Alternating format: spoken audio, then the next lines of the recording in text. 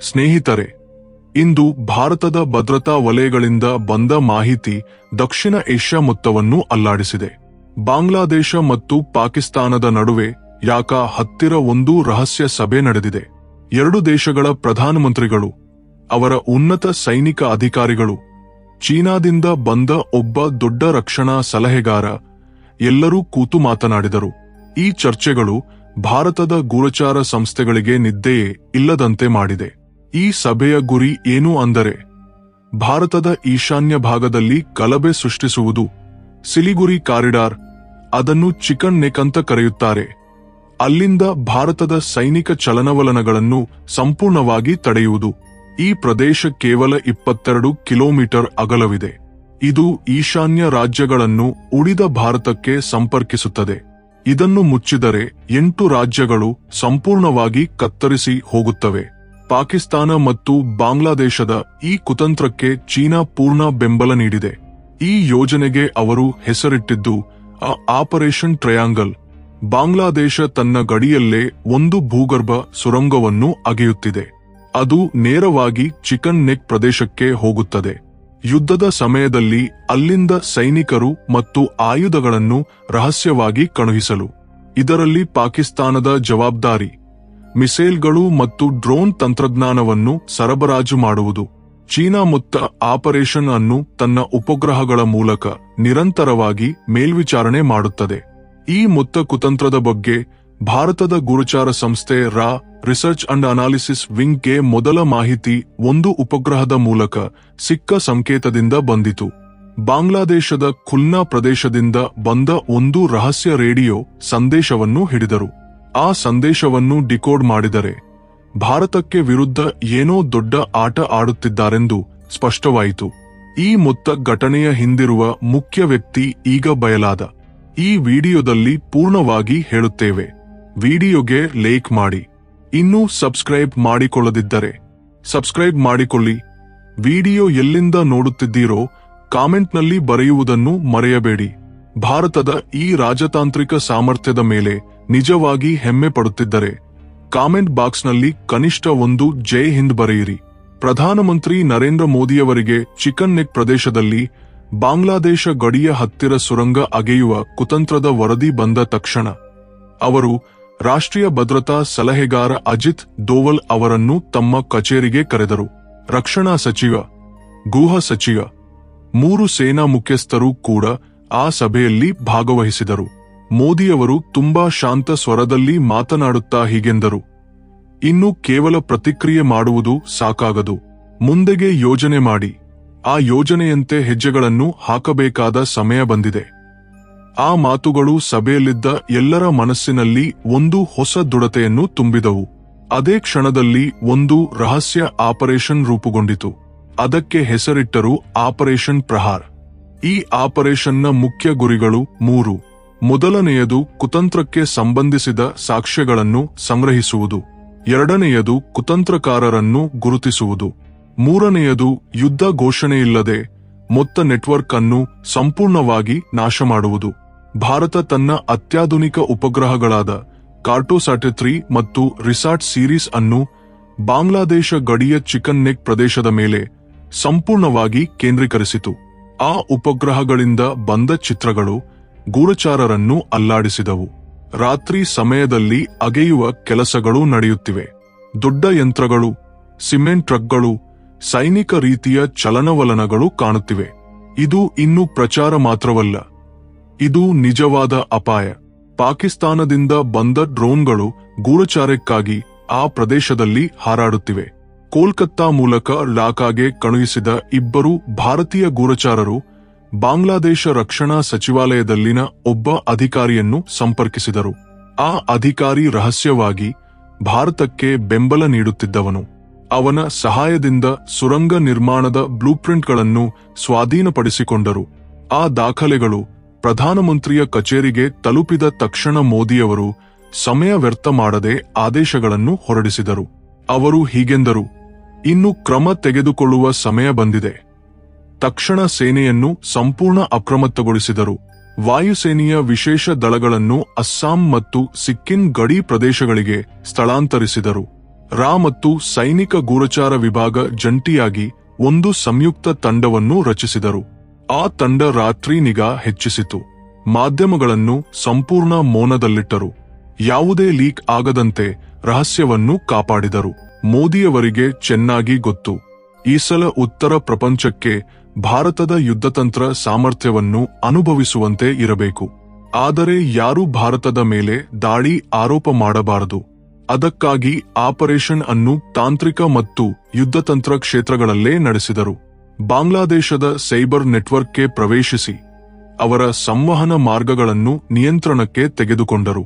ರಾ cyber ತಂಡ ರಕ್ಷಣಾ ಸಚಿವಾಲಯದ ಇಮೇಲ್ಗಳು ಮತ್ತು ಗುಪ್ತ ಚಾಟ್ ಗ್ರೂಪ್ಗಳನ್ನು ಹ್ಯಾಕ್ ಮಾಡಿತು. ಅದರಲ್ಲಿ ಪಾಕಿಸ್ತಾನ ಮತ್ತು ಚೀನಾ ಅಧಿಕಾರಿಗಳ ಡಿಜಿಟಲ್ ಸಹಿಗಳು ಸಿಕ್ಕವು. ಈ ಸಾಕ್ಷ್ಯ ತುಂಬಾ ಬಲಿಷ್ಠವಾದದ್ದು. ಇನ್ನು ರಾಜತಾಂತ್ರಿಕ ಹಿಡಿತ ಅಗತ್ಯವಿಲ್ಲ. ಅದೇ ರಾತ್ರಿ ಪ್ಯಾರಾ ಕಮಾಂಡೋಗಳಿಗೆ ರಹಸ್ಯ ಆದೇಶಗಳು ಹೋದವು. ಆ ಆದೇಶಗಳು ಕೇವಲ 7 ಜನರಿಗೆ ಮಾತ್ರ ಗೊತ್ತು. ಪ್ರಧಾನಮಂತ್ರಿ, ರಕ್ಷಣಾ ಸಚಿವ, ದೋವಲ್, 3 ಸೇನಾ ಮುಖ್ಯಸ್ಥರು, ರಾ ಮುಖ್ಯಸ್ಥ. ಯೋಜನೆ ಇದು: ಗಡಿ ದಾಟದೆ ಸುರಂಗಕ್ಕೆ ಒಳನುಗ್ಗುವುದು, ಒಳಗಿರುವವರನ್ನು ಹಿಡಿಯುವುದು, ವಿಶೇಷ ಸಾಧನಗಳೊಂದಿಗೆ ನಿರಾಯುಧಗೊಳಿಸುವ ಸಾಮರ್ಥ್ಯವಿದೆ.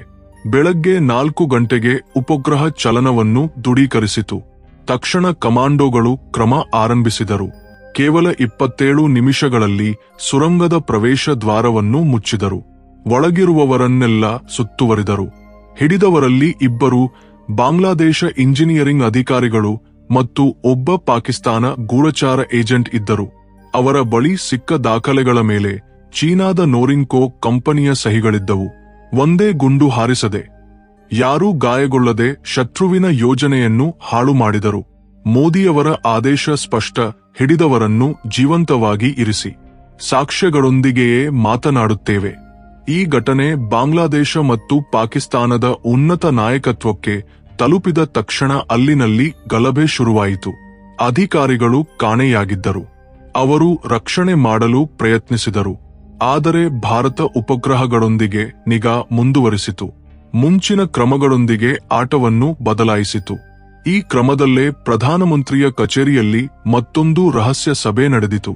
ಅಲ್ಲಿ ದೋವಲ್ ಬಯಲು ಮಾಡಿದರು, ಕುತಂತ್ರದ ಹಿಂದೆ ಢಾಕಾ ಮತ್ತು ಇಸ್ಲಾಮಾಬಾದ್ ಮಾತ್ರವಲ್ಲ, ಚೀನಾ, ಟರ್ಕಿ, ಪಶ್ಚಿಮದ ಆಯುಧ ಲಾಬಿಗಳು ಕೂಡ ಇವೆ. ಅವರ ಗುರಿ ಉದ್ರಿಕ್ತತೆಯನ್ನು ಹೆಚ್ಚಿಸಿ ಮಾರಾಟಗಳನ್ನು ಹೆಚ್ಚಿಸಿಕೊಳ್ಳುವುದು. ಮೋದಿಯವರು ಮುಷ್ಟಿಯನ್ನು ಟೇಬಲ್ ಮೇಲಿಟ್ಟು ಹೀಗೆಂದರು: ಗಡಿ ರಕ್ಷಣೆ ಮಾತ್ರವಲ್ಲ, ಆಲೋಚನೆಯ ಮೂಲಕ್ಕೆ ದೆಬ್ಬ ಹೊಡೆಯಬೇಕು. ಅಪ್ಪುಡೇ ಆಪರೇಷನ್ ಗರುಡ್ ಹುಟ್ಟಿತು. ಸೈಬರ್, ಆರ್ಥಿಕ, ಯುದ್ಧತಂತ್ರ ಕ್ಷೇತ್ರಗಳಲ್ಲಿ ಶತ್ರು ವ್ಯವಸ್ಥೆಗಳನ್ನು ಕೆಲಸಕ್ಕೆ ಬಾರದಂತೆ ಮಾಡುವುದು ಅದರ ಗುರಿ. ಸೈಬರ್ ವೈರಸ್ಗಳನ್ನು ಕಳುಹಿಸಿ ಗಡಿ ಚಲನವಲನಗಳ ಸಿಸ್ಟಂಗಳು ಸ್ವಯಂಚಾಲಿತವಾಗಿ ಶಟ್ಡೌನ್ ಆಗುವಂತೆ ಮಾಡಿದರು. ಬಾಂಗ್ಲಾದೇಶಕ್ಕೆ ವ್ಯಾಪಾರ ಲಾಭಗಳು ಮತ್ತು ಸಾಲಗಳನ್ನು ನಿಲ್ಲಿಸಿದರು. ಪಾಕಿಸ್ತಾನಕ್ಕೆ ಎಥಿಯೋಪಿಯಾ ಮತ್ತು ವರ್ಲ್ಡ್ ಬ್ಯಾಂಕ್ನಲ್ಲಿ ವರದಿಗಳನ್ನು ದಾಖಲಿಸಿ ಹಣವನ್ನು ಬ್ಲಾಕ್ ಮಾಡಿದರು. ಈಶಾನ್ಯದಲ್ಲಿ ರಸ್ತೆಗಳು ಮತ್ತು ಏರ್ಬೇಸ್ಗಳನ್ನು ಬಲಪಡಿಸಿದರು. ಸುಖೋಯ್ ಮತ್ತು ರಫೇಲ್ ವಿಮಾನಗಳನ್ನು ಮೋಹರಿಸಿದರು. ಶತ್ರು ಸಂವಹನ ಉಪಗ್ರಹಗಳನ್ನು ಜಾಮ್ ಮಾಡಿದರು. ದಕ್ಷಿಣ ಬಾಂಗ್ಲಾದೇಶದಲ್ಲಿ ವಿದ್ಯುತ್ ನಿಲ್ಲಿತು. ಪಾಕ್ ಸೈನಿಕ ಸರ್ವರ್ಗಳು ಕೆಲಸ ಮಾಡದಂತಾಯಿತು. ಭಯದಿಂದ ಬಾಂಗ್ಲಾ ಸರ್ಕಾರ ತುರ್ತುಸ್ಥಿತಿ ಘೋಷಿಸಿತು. ಉಪಗ್ರಹ ಡ್ರೋನ್ ಫೋಟೋಗಳಲ್ಲಿ ಪಾಕಿಸ್ತಾನದ ಕ್ಷಿಪಣಿಗಳು ಬಾಂಗ್ಲಾದೇಶಕ್ಕೆ ಹೋಗುತ್ತಿರುವಂತೆ ಕಾಣಿಸಿದವು. ಸೈಬರ್ ಕಮಾಂಡ್ ಪಾಕ್ 3 ರಕ್ಷಣಾ ನೆಟ್ವರ್ಕ್ಗಳನ್ನು ಮುಚ್ಚಿತು. ತಪ್ಪು ಸಿಗ್ನಲ್ಗಳನ್ನು ಕಳುಹಿಸಿ ರಾಡಾರ್ಗಳು ಕೆಲಸ ಮಾಡದಂತೆ ಮಾಡಿತು. ಬಾಂಗ್ಲಾದೇಶ ಬಂದರು ಹ್ಯಾಕ್ ಆಯಿತು. ವಿದ್ಯುತ್ ನಿಲ್ಲಿತು. ಯುಎನ್ಗೆ ರಹಸ್ಯ ವರದಿ ಕಳುಹಿಸಿದರು.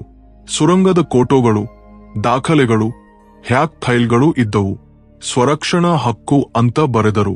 ಮೋದಿಯವರ ಭಾಷಣದಲ್ಲಿ ಹೀಗೆಂದರು: ನಾವು ದಾಳಿ ಮಾಡಿಲ್ಲ, ಆದರೆ ಯಾರು ಹೆಜ್ಜೆ ಇಟ್ಟರೆ ಸ್ವಯಂ ಕುಸಿದು ಬೀಳುತ್ತಾನೆ.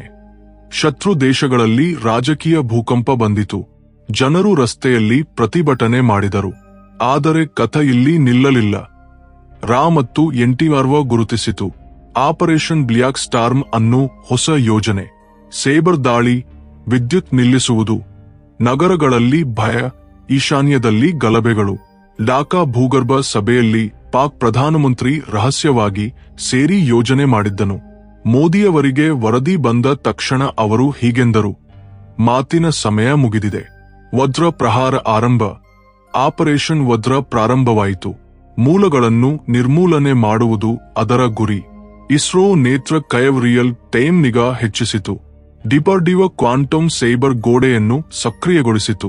ಪಾಕ್ ನೆಟ್ವರ್ಕ್ ರಿವರ್ಸ್ ದಾಳಿ ಮಾಡಿ ಸರ್ವರ್ಗಳನ್ನು ಹ್ಯಾಕ್ ಮಾಡಿದರು.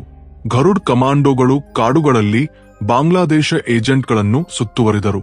ವಿಚಾರಣೆಯಲ್ಲಿ ಢಾಕಾದಿಂದ ಕೋಲ್ಕತ್ತಾ ಮತ್ತು ಗುವಾಹಟಿಯಲ್ಲಿ ಗಲಭೆಗಳ ಆದೇಶಗಳು ತಿಳಿದವು. ನೌಕಾದಳ ವಿಕ್ರಮಾದಿತ್ಯ ಮತ್ತು ಚಕ್ರ ನಾಯಕತ್ವದಲ್ಲಿ ಬಂಗಾಳ ಕೊಲ್ಲಿಯನ್ನು ಸುತ್ತುವರಿದರು. ಸೈನಿಕ ಆಯುಧ ಗೋದಾಮುಗಳನ್ನು ನಾಶ ಮಾಡಿದರು. ಜನರಿಗೆ ಹಾನಿ ಆಗದಂತೆ ಅಂಬಾಲಾದಿಂದ ರಚೇಲ್ಗಳು ಪಾಕ್ ವಿಮಾನಗಳನ್ನು ಆಕಾಶದಲ್ಲಿ ಧೂಳು ಮಾಡಿದವು.